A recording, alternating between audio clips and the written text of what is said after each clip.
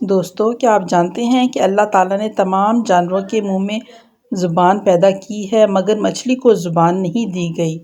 اس کی وجہ یہ ہے کہ جب حکم خداوندی سے فرشتوں نے آدم علیہ السلام کو سجدہ کیا اور ابلیس مردود ہو کر مست شدہ صورت میں زمین پر پھینک دیا گیا تو وہ سمندروں کی طرف گیا تو اسے سب سے پہلے مچھلی نظر آئی، جسے اس نے آدم علیہ السلام کی تخلیق کا قصہ سنایا اور یہ بھی بتلایا کہ وہ بحر کے جانوروں کا شکار کرے گا۔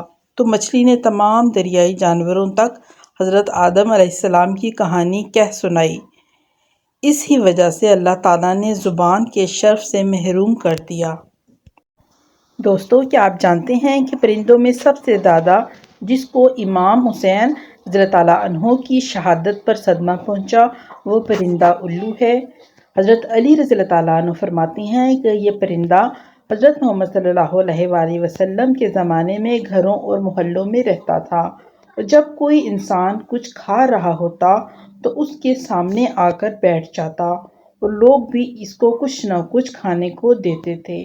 وہ اسے کھا کر پھر اٹھ جاتا، لیکن جب امام حسین رضی اللہ تعالیٰ عنہ شہید ہوئے تو اس نے آبادی کو چھوڑ دیا اور ویرانے پہاڑوں اور صحراؤں کو بسا لیا اور کہنے لگا، تم بدترین قوم ہو کیونکہ تم نے اپنے نبی صلی اللہ علیہ وآلہ وسلم کے فرزند کو شہید کر دیا، مجھے اب تم پر بھروسہ نہیں رہا۔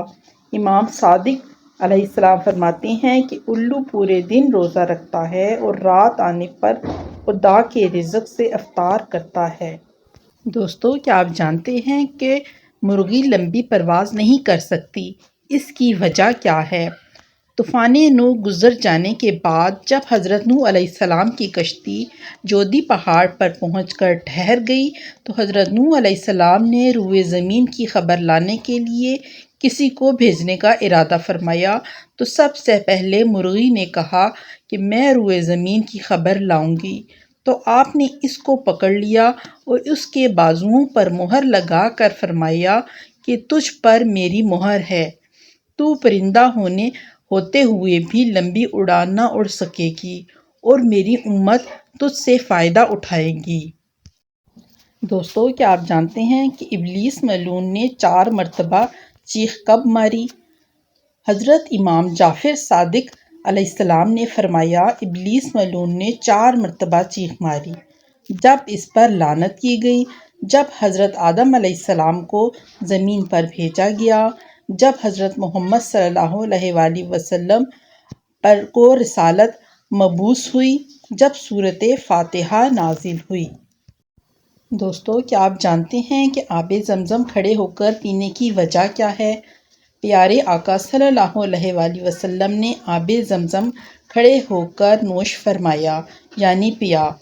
آب زمزم کھڑے ہو کر پینا سنت ہے اور اسے کھڑے ہو کر پینے کی حکمت یہ ہے کہ کھڑے ہو کر جب پانی پیا جاتا ہے وہ فوراً تمام اعضاء کی طرف سرایت کر جاتا ہے، اور آب زمزم سے بھی مقصود برکت حاصل کرنا ہے، لہٰذا اس کا تمام اعضاء میں پہنچ جانا فائدہ مند ہے۔ دوستو، آئیے اب آپ کو ایک بزرگ اور اس کے بیٹے کا واقعہ سناؤں۔ ایک بزرگ اپنے بیٹے سے، بیٹے، کیا تم جانتے ہو جنت مفت میں ملتی ہے اور جہنم خریدی جاتی ہے؟ بیٹا، وہ کیسے ابا جان؟ ابا جان، دوزخ پیسوں سے خریدی جاتی ہے۔ جو جوا کھیلتا ہے وہ مال خرچ کرتا ہے۔ شراب بھی پیسوں سے خریدی جاتی ہے، سگریٹ بھی پیسوں سے ہی ملتی ہے۔ گانے والی سی ڈی خریدنے کے لیے بھی مال خرچ کرنا پڑتا ہے، اور اس کے برعکس جنت مفت میں ملتی ہے۔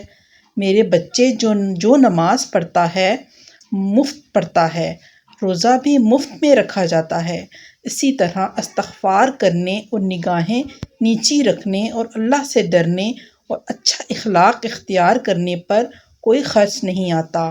اللہ پاک ہمیں سنت نبوی صلی اللہ علیہ وآلہ وسلم کے مطابق زندگی گزارنے کی توفیق دے، آمین۔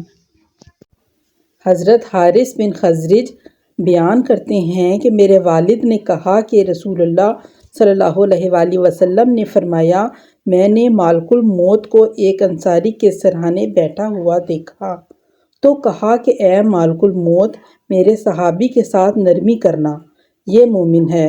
ملک الموت نے عرض کیا، آپ خوش ہیں؟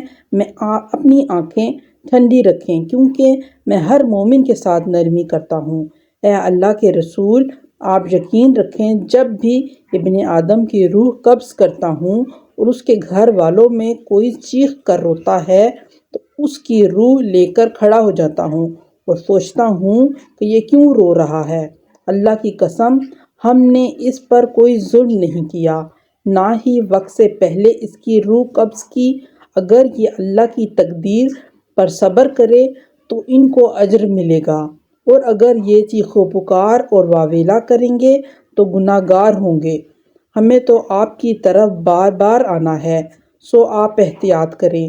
میں دن رات تری اور خشکی پر، میدان اور پہاڑ پر، ہر گھر پر نظر رکھتا ہوں اور ہر چھوٹے بڑے کو پہچانتا ہوں، اور اے اللہ کے رسول، میں اللہ کی اجازت کے بغیر ایک مچھر کی روح بھی قبض نہیں کرتا۔ دوستو، آئیے آپ کو ایک عورت کا قصہ سناؤں جو اپنے بچوں کو فجر کے وقت نماز کے لیے اٹھانا چاہتی تھی۔ ایک عورت نے ایک عالم سے پوچھا، میں اپنے بچوں کے ساتھ ایسا کیا کروں کہ فجر کے وقت نماز کے لیے گہری نیند کے باوجود ان کو اٹھا سکوں؟ عالم نے کہا، تم اس وقت کیا کرو گی جب بچے گہری نیند سو رہے ہوں اور گھر میں آگ لگ جائے؟ عورت نے کہا، میں انہیں جگاؤں گی۔ عالم نے پوچھا، ان کی نیند گہری ہوئی اور وہ نہ اٹھے تو؟ عورت نے کہا، اللہ کی قسم، میں انہیں گردنوں سے پکڑ کر گھسیٹتے ہوئے آگ سے بچا کر باہر لے جاؤں گی۔